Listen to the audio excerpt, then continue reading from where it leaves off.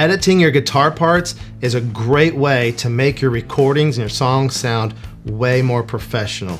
Whether we just need to nudge something that was slightly off or we need to fix a whole part, all right? Being able to edit is just a great skill set to have. We're gonna look at two different scenarios today that we find ourselves in a lot, especially in a home recording situation. And one of those is gonna be pretty straightforward, and we can go over all the tools we're gonna use and the techniques and that kind of stuff and really kind of lay that foundation. And then we're gonna look at a scenario you may find yourself in quite a bit. That's going to be really difficult, if not impossible, to edit. And I'm going to show you my workaround and how I manage that to make it really easy and really quick and efficient and make it sound great. So, all that said, make sure you hit like and subscribe, and let's get into it.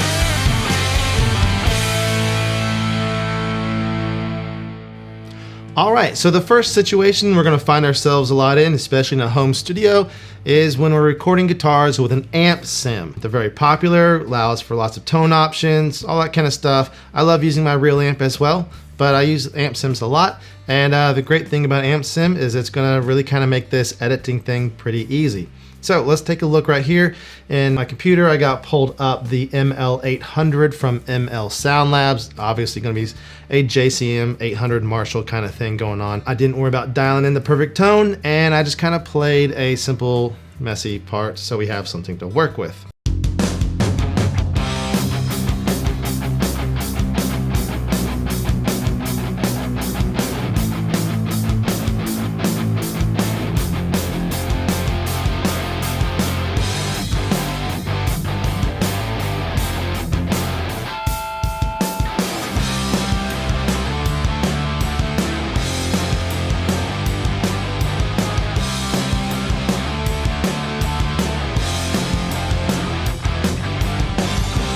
All right, so that was obviously a little sloppy, of course, again, on purpose, so we have something to work with.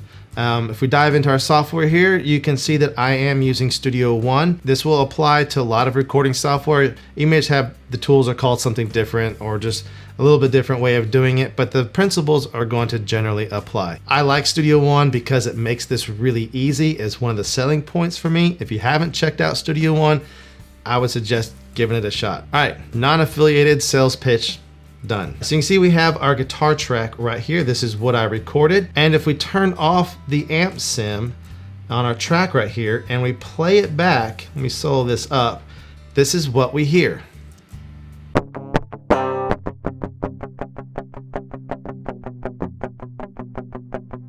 It doesn't really sound like the guitar. That's because this is the direct signal from the guitar, because it was plugged in straight into my interface, and then the amp sim is what adds all the amp sound to it, but this is the actual guitar part that was recorded. Now the great thing about this is you can really see every single note here, where I started and stopped the notes and all that, and where those notes start, where you hear that attack, that's called the transient, and that's what we're going to use to adjust our timing, because we want that start of that note to be at a certain time, whether it's on the grid or with the snare or with a kick or whatever that is. That's what we're going to use. And again, Studio One makes this super easy. All right, so I'm going to hide the mix window real quick, and I'm going to pull up the edit window just so we can see our track nice and big. You can see we have these tools here. They're the exact same thing up here. They're just in this window because we could technically dock this on another monitor or something if we wanted to. We just have it here for now. The tool we're going to want to use is this one right here called Audio Bend. And when we click this, we have all these different settings, and we are not going to go through all these settings, just going to hit the highlights. We're going to want to make sure this time stretch right here is set to sound. If you're editing drums, you're probably going to want to choose drums. If you're editing like a vocal or a clarinet or something that's just one note at a time, you're probably going to want to choose solo. But for this, because we're doing chords, we're gonna make sure we're on sound. And then we're gonna hit this button right here, analyze. And what this is gonna do, is gonna look at the track, and it's gonna put all these blue lines on here. And all these blue lines are where Studio One thinks it sees a transient. And the great thing about having this direct signal with no amp and distortion all over it is that it can really pretty clearly see those transients. So it does a pretty good job. Now, you will notice, like right here, there's kind of a double thing here where it kind of sees two and it's not real sure, and that's fine. You can use this threshold here to pull back and you can take some of those away, but then you see over here that now we're missing one here. And so this is just kind of, you just use it to dial in to where you feel pretty good about it and it's getting a lot of what you want. But if you're not able to get it exactly what you want or what you think you want, you can use this tool right here, and this is called the bend tool. You click on that, and so then we pick one of these and just double click on it and it goes away. And whichever one it is just a judgment call. I hit Control Z to put that one back, and I'm actually gonna remove this one right there. And so I'm gonna guess that that's the actual transient. If it's not, we can always adjust it later, and I'll show you how to do that in just a second. But as you can see, there are spots on occasion where maybe like right here, it should have had one, or we would like to have one there. I can just click where I think that transient is and just add one right there. And again, not a big deal. We can always adjust it later. If we play it back and it sounds kind of weird or sounds still out of time, we can adjust it. Now that we have these all, let's say we have all these exactly how we want to, and we want this guitar part locked to the grid. Maybe for stylistic reasons, maybe just because the person really couldn't play the part at all and we just need to get locked in. So the way we would do that is we use this tool right here. This is the quantize tool. You will notice here that it's already pulled up here, but I like to actually use the quantize window here because now we can see the different, if we want to lock it in on quarter notes or eighth notes, 16th notes, whatever it is, we can choose our subdivision. I find that eighth notes work a lot of the time, so I usually kind of go there. And right now we're going to leave it on grid. And then we just want to make sure we select our track right here, and this apply button will become available to us. Click apply, boom, and you'll notice that everything just kind of shifted, right? And you notice these blue lines are now on the grid, and that's what we want. Another thing that you'll notice is that the waveform changed colors. Green means that those two lines kind of came closer together, so it's compressing the timing a little bit. And red means they went further away, so it's expanding the timing just a little bit. Those are just color indicators. It doesn't really mean good or bad. It just is letting you know which direction it got shifted. If you start shifting a lot and really stretching stuff out or really compressing things, you're gonna get some kind of weird artifacts, but we're not doing a whole lot here, so it's gonna work really well. Now, one thing you'll notice, again, we had a double right here that I didn't see, and it's looking really wonky. That's okay. We just come back up here to our bend tool, and we'll just get rid of one of those, and you'll see it kind of fix it, that kind of thing. Now, since I fixed this, it's no longer on the grid right there. An easy way to do it is just make sure our snap tool is on right there. Take this, I can just click on this and just drag it over, and boom, now it's snapped to the grid again. So very easy to edit. And then from here, you would just go through and listen and make sure everything's okay. If you need to tweak something, you can tweak something, that kind of, but always listen back. Don't just take it for granted it's perfect, because it's not always perfect. Just listen back and tweak as needed, but this will get you really close really quickly. Now, what if like you have this really awesome drummer and they lay down a killer groove and it's pushing and pulling all the right ways and it's not locking to the grid because you got a good drummer that's grooving, right? But maybe you had a lead part, or you're playing a chord and it's just a little early or just a little late and you want it locked in with that kick drum. How do you do that? All right, so looking back in Studio One, the way we do this is we have our track here. I've undone all the tweaking we just did and the timing fixes that we just did. And we have our kick drum and our snare drum here. These are just exported from EasyDrummer because the drum sounds I've been using from EasyDrummer, so I just exported the kick and snare real quick so we have some visual audio to work with. So all I would do is I just take this guitar part right here and I'd move it up here with the drums. The ones I want to reference was usually going to be the kick and snare is what I'm going to want to line it up with, so I just kind of group all these together to make it easy to see. Speaking of, let's make these large real quick. There we go. And I'm just going to hit, we're going to use this again. We're going to use the audio bend tool from up here this time. We're just going to analyze, and boom, now we have our markers. Just like we did before, same thing, no different. And then what I usually do is I just do the same thing for the kick and the snare. I'll just analyze these. And now, obviously, we don't want to change any of the timing on the kick and snare because remember, our drummer was spot on with the groove and pushed and pulled in all the right way, so we don't want to hit quantize or anything like that. We're just using these markers on the drums as a reference for visual reference. So now we come back down here and let's say like, because this is where I hit that little harmonic and then everybody kind of came in, and it looks like I came in slightly late here with the snare. So the way I would fix that is I would make sure that my snap is off, because again, we're not wanting to snap to the grid. I'm going to come make sure my bend tool right here is on. Let me use that bend tool. And then I'm just going to grab this and I'm just going to pull it back, and I just line up those blue lines right there. So I line that up with the snare. Let's check this one right here. And if I start dragging, you can see you line that up there with the kick. And then it looks like I was a little bit off right here. And then I'll line that up with the snare right there. And let's just say that those are really important hits. I want everybody to line up for maximum impact, and I'm not worried about the rest of it because the rest of it sounded good, right? So you can adjust those, and then you do that with the other guitar parts or vocals, whatever it is. You can line it up with the timing of the drums or the bass or whatever it is you need to relate it to. So that's the quick and easy way to do that. So like I said, editing is one of those things we can do to really make our songs sound much more professional. And there's lots of other things we can do as well. So if you're struggling to get your songs to sound exactly the way you'd like to, make sure you check out the link in the description down below and get my free guide, The Dad Rock Guide to Professional Home Studio Recordings. There's all kinds of ideas with tips, tricks, helpful hints, and things you can do. A lot of them are easy, simple, free, or very inexpensive. And you can start implementing those today in your very next recording and really start seeing the quality of your recordings improve. So again, make sure you check that out in the link in the description down below. And yeah, pitch over. Let's edit. All right, so again, that was kind of a straightforward example, kind of a best case scenario. But let's say we're recording with a real amp.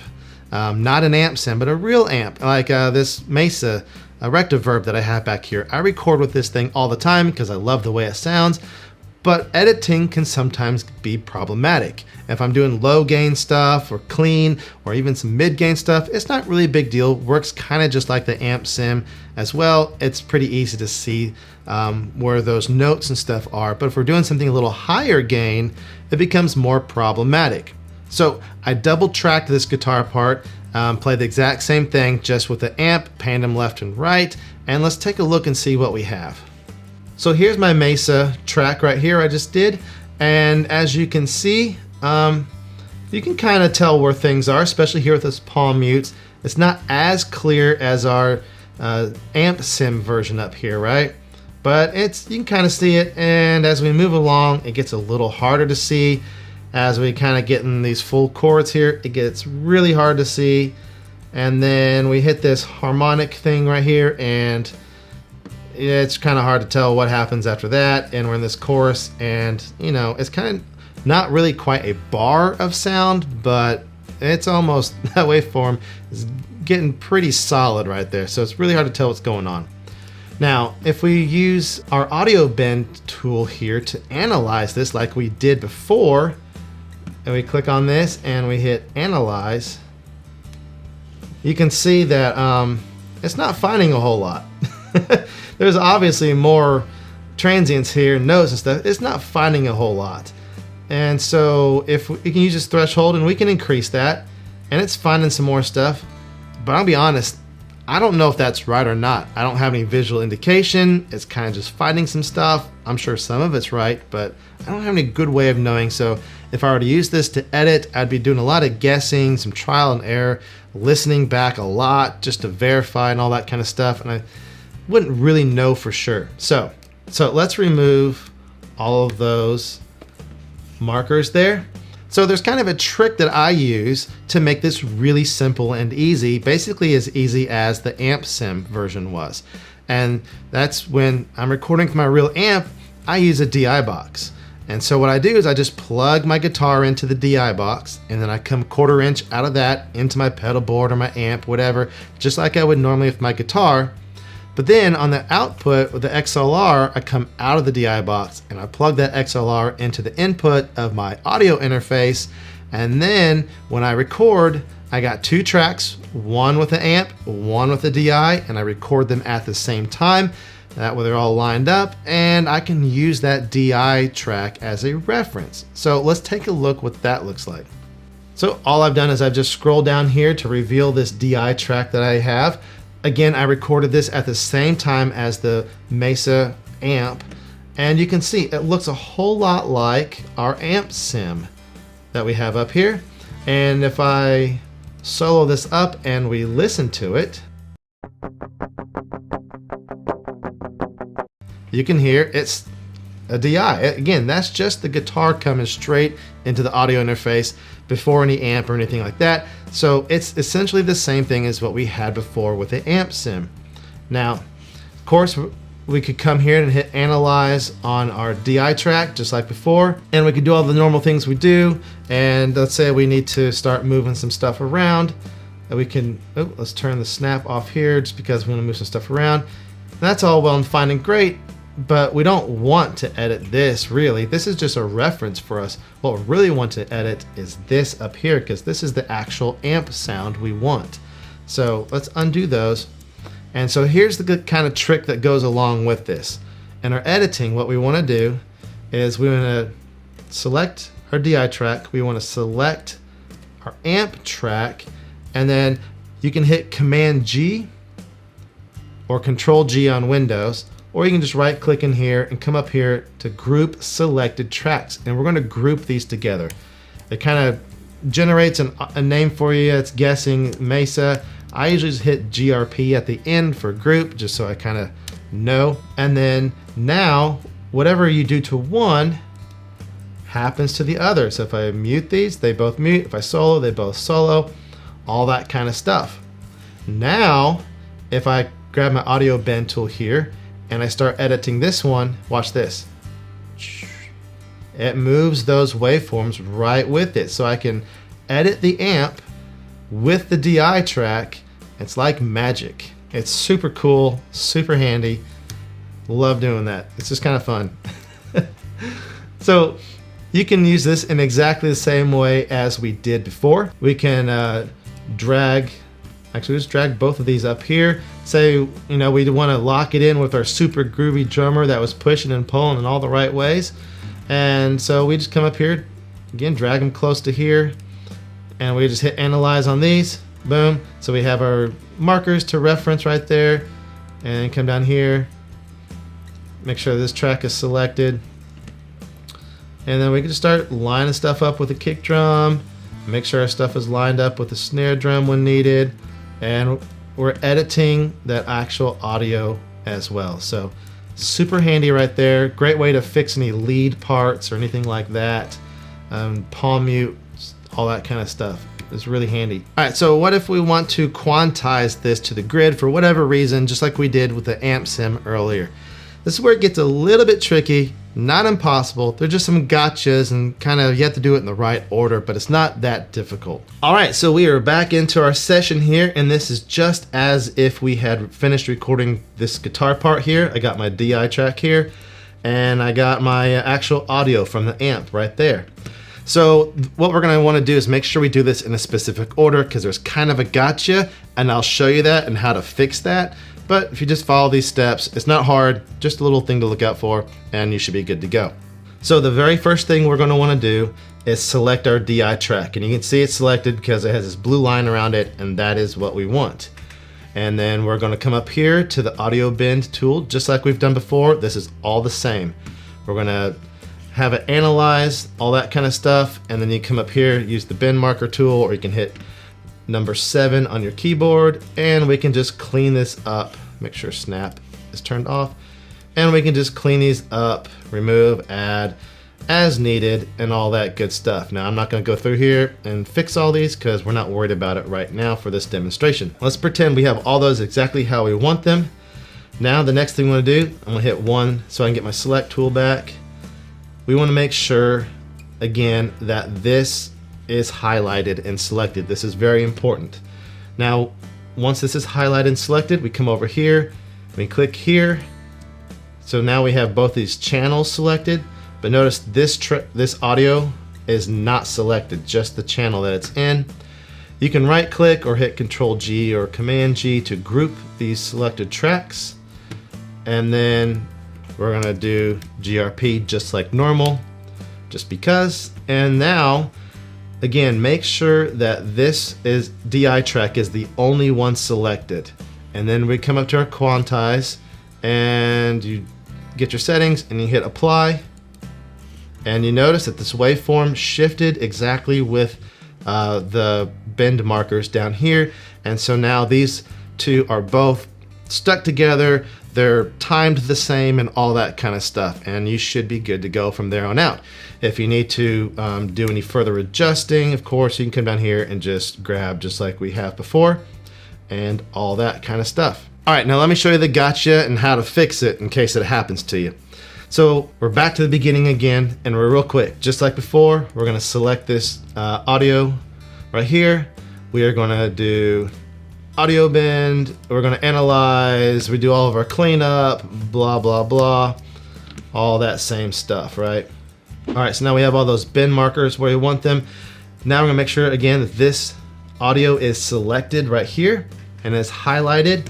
Then we'll come up here and select this track, just like we did before, group the tracks, Command G, Control G if you like, all that kind of stuff. And now we have our group.